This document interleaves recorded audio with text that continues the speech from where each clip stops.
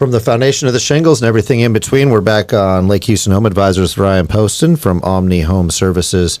We just left. He was telling us about a rehab he did in South Houston, and well, when he talks about this, it was bad. They had old meat in the refrigerator. They had termites. They had every kind of animal you could think of living in the attic. So we're going to continue talking about that. Ryan, go ahead and pick up where you left off. Yeah. So this is the house. If you that's what it looks like. Okay, they can't see that. Yeah, no, I'm just showing you, so you have some kind of context. Dang, that is pretty bad. So it went from that to that. Wow, so. whitewashed the brick and everything. Yeah. Yeah, look at that. It's beautiful. So anyways, I wanted to show Jesse some of this so he could kind of understand where I'm coming from when I say this thing was bad. It is night and day, y'all. It was night bad. And day. So the main thing with this house was budget. Because when you have such a terrible house and we don't know, if we're not, like when I originally quoted him, I think he was wanting to stay within like 100 to 120. And me being overzealous, I'm like, we got you. We could we got it. We could do this. Till you open the walls up. We started opening stuff like I'm talking, they had old school wood paneling over the sheetrock. Yep. And I'm ripping it down and the sheetrock's coming off with it. Next thing you know, I see termites everywhere. We're tearing out all the sheetrocks. It probably had 60 to 70% termite damage from like the framing of that. So we reframed a lot of the original house. Yeah. I'm talking rafters, everything, when we did a lot of exterior work, we had to redo some brick. We had to, we put up that addition. There was just so much work. And really that addition was added. We weren't originally going to do that. And he asked me, the investor asked me, how much would this add to the value? And I was like, tremendous value. We could build it for, $100 a square foot, but it'll probably add, the value will probably add $200 a square foot to First of all, value. isn't that your job, Mr. Investor? No, I'm just kidding. Right. Some of them are so new, and this guy, I think this was his first one. Okay. He was working with a guy that's done them. But he was kind of partnering with them. So he was, anyways, I don't know the exact relationship on how it worked with them, but it was technically kind of his first one. Gotcha. So, but anyways, so we went over prices and he was like, just get it done, this and that. And, it seemed like every day I was calling him like, hey, I found this, we got to fix this. Hey, I found that. Hey, this is, they wanted the water heater in a certain spot. It wasn't going to work. Then we had to run 2 new, real, big, thick gauge wires all the way up in the attic, and it's going to be X amount more. So it was just more. And I felt bad for him, but I was telling him either I do it or somebody else does it. Either way, you're going to have to pay more. Yeah, it has to get done. Yeah. Right. So, but at the end of the day, this house, I think he bought it for $150,000. Okay. And he sold it close to $400,000. Wow. That's incredible. Yeah. That is absolutely incredible. That's a good first home run for your real estate investing career too. Yeah. I'll tell you, my first flip did not go that well. Yeah. So I guess this is a great segue into another question I had for you. What kind of advice do you have for new investors that want to get into rehabbing and flipping houses? One of the biggest thing is just kind of know the game. Don't act like you know it. You need to make sure you know it. And then, there's multiple things, but one thing that I've had one and done investors. I have a very few that I stick with year round, and then I've have a bunch that are one and dones. We do one for them, and then they're done. Yeah. And it's not nothing on us, not nothing on them. And it's a tough market. You got to forever be finding leads. You got to be buying right. You got to have your crews in line. There's so many moving parts and if one of them's out, if you buy a house wrong, you're pretty well screwed all the way through, But for the one and dones that I've dealt with, it seemed like common trend was they didn't negotiate well enough to account for some of the unseens.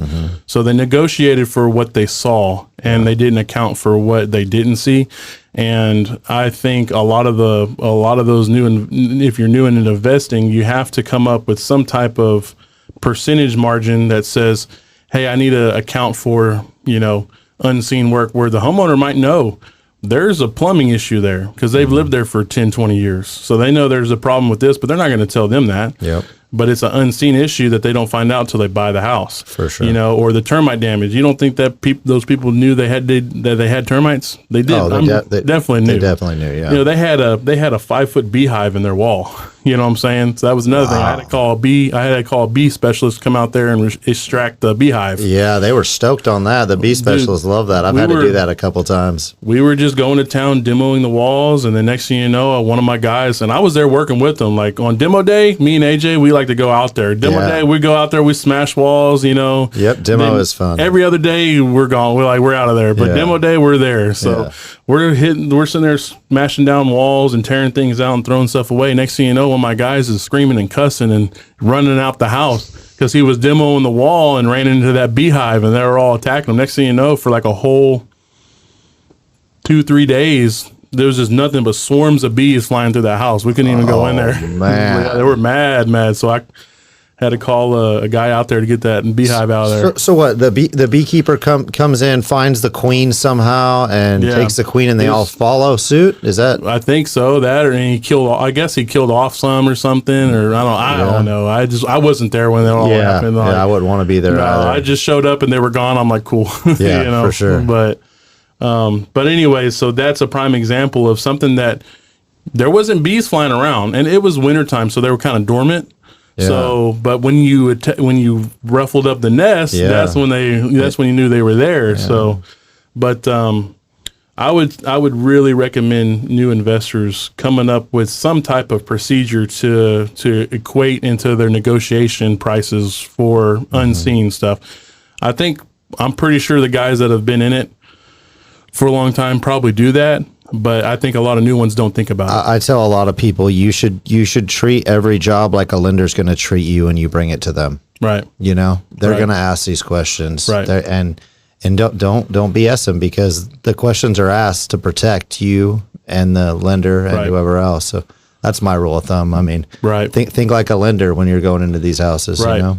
And I guess the safeguard against some of that is get a home inspector. Yeah. And or, you know, if you got a good general contractor that's on your payroll, you know, if you treat a general contractor like myself correctly, there's only a select few that I'll go out and look at a house for somebody, even if they don't own it. Yeah. But if you call me, if I don't know you and you don't know me, and you call me up and say, hey, go look at this house, and I say, do you own it? And you say, no, I'm not going to go. You'd be looking at houses all day, every day. That you're never going to get any work from. But if you treat me right, if I'm doing jobs for you left and right, and you say, hey, I got this other project, because I'm going to be like, well, yeah, this is another potential one. So if I could do this correctly and get it bidded, you know, get it looked at correctly, you know, we can work together. And you know what I'm saying? We actually work with some home inspecting companies, Sargon does, that if they see something on the roof and they don't really know what it is, they'll call us and we'll go check for the home inspector, you know. Gotcha.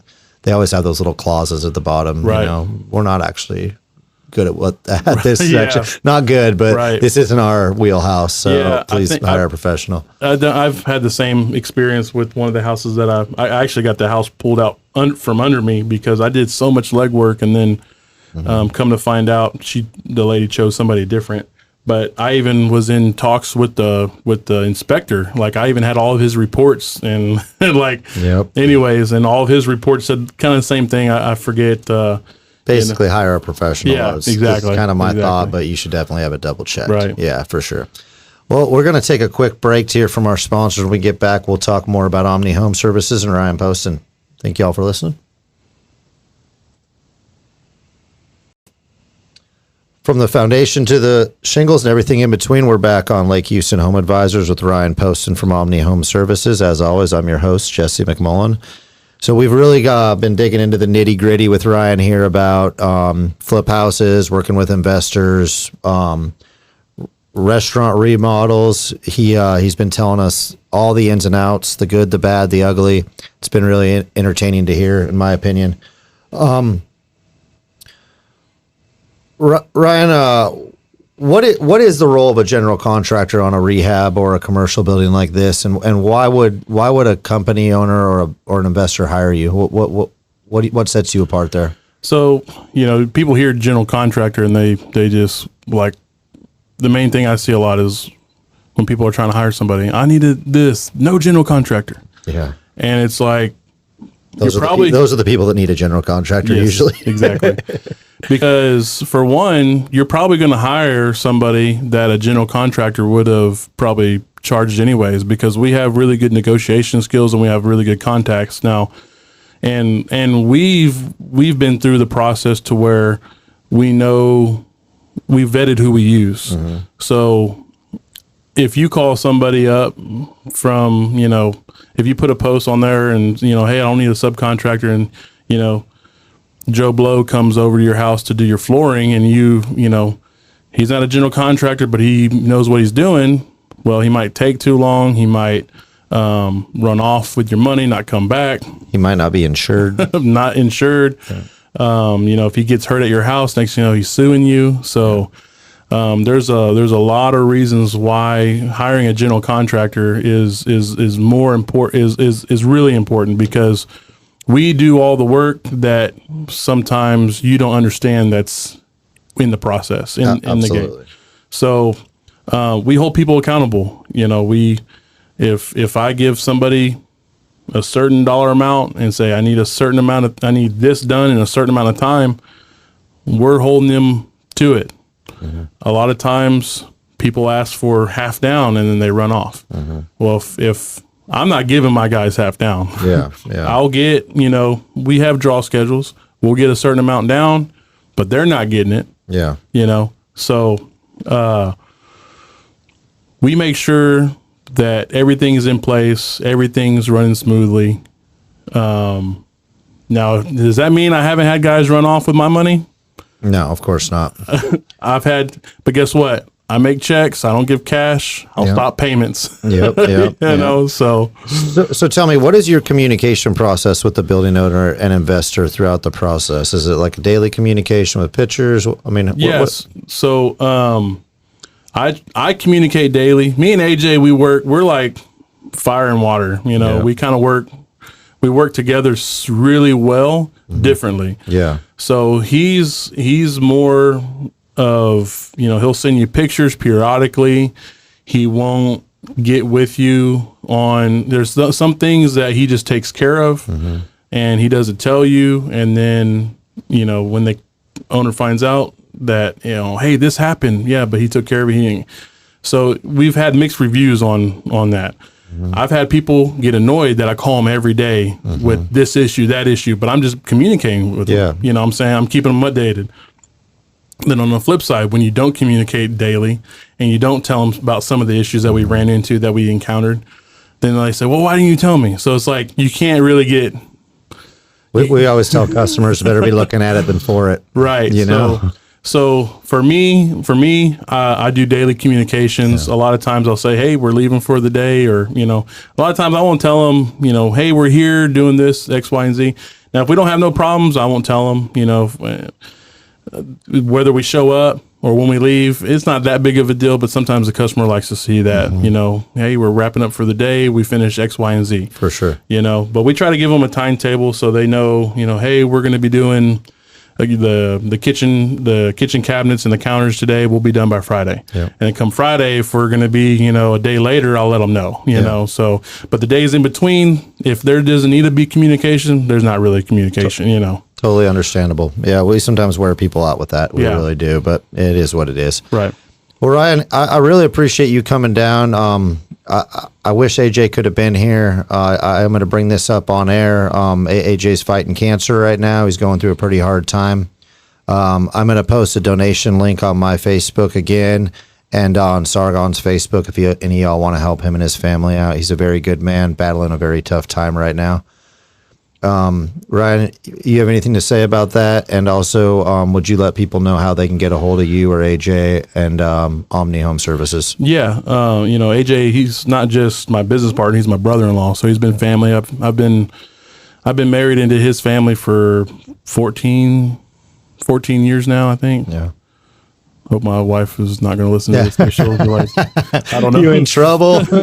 So I think, but I've known them for longer than that, you know. So I've known AJ since he was a little boy, and I was a big boy, but I was still a boy. Yeah, so for sure. I think I met him when I was about 13 or 14 years old. So, and I forget how much younger he is than me. He was probably like 8 or 9, you know. So I've known AJ for a long time, and he's battled a lot of health issues his entire life. Yeah. And he's had this same cancer of the blood, it's Hodgkin's lymphoma. He had it back when he was 17, 18 years old, and it just reoccurred. It was a 2% chance that it was going to pop up again, and, you know, he hit the lottery. So, Damn, it's terrible. yeah. So, anyways, he's got a wife and 3 kids. They're all really young. His oldest is the same age as my youngest. So he has really young kids. So it's a big ordeal that, you know, we support him and that help him fight this fight, because I would hate for his kids to grow up without, you know, they're so young. I don't even know if they would remember him, you know. And he's such a good role model for them. He really is such a good guy. So that's been my biggest fear for him, but I know our God's bigger than some of our problems, you know. So, but it's called Fundly. It's on Facebook. We've been sharing on Facebook. There's a Fundly account that they've made for donations. Is that under his name or his wife's name? How would you look that up? I think it's under his name. Okay. Either way, we could if you go to his Facebook page, it's on there. I think if you go to her Facebook page, it's on there. That's AJ Verm, VERM. And I think they have it as AJ Verm. So I don't think they have it as, that's not his real name, but he's a junior, but I think it's under there as AJ Verm. Okay. But anyways, the only other ways I would suggest, you know, he's always tired all the time. You know, the wife is taking care of everything herself because he can't really help out. So even if you can't, you know, say, even if you give a gift card to McDonald's or something, so we get the kid, you know, he get his kids some dinner one night, so the wife, you know, his wife doesn't have to cook, even that kind of stuff. Every little bit helps. So if anybody wants to reach out, they can reach out to them. They can reach out to me, and we can get whatever help. Even Venmo, Cash App, you know, all I think it's under his number, which is our business number. It's 936-537-9934. If anybody wants to reach out and donate, I think Zelle or anything like that, they can do that too as well. Great. And do you all have a website? We don't have a website. We have a Facebook page. Okay, great. We have it's a long story about a website. I bet I can understand for sure. We saved money up to give to a guy that was a amazing web designer, and he wasn't an amazing web designer.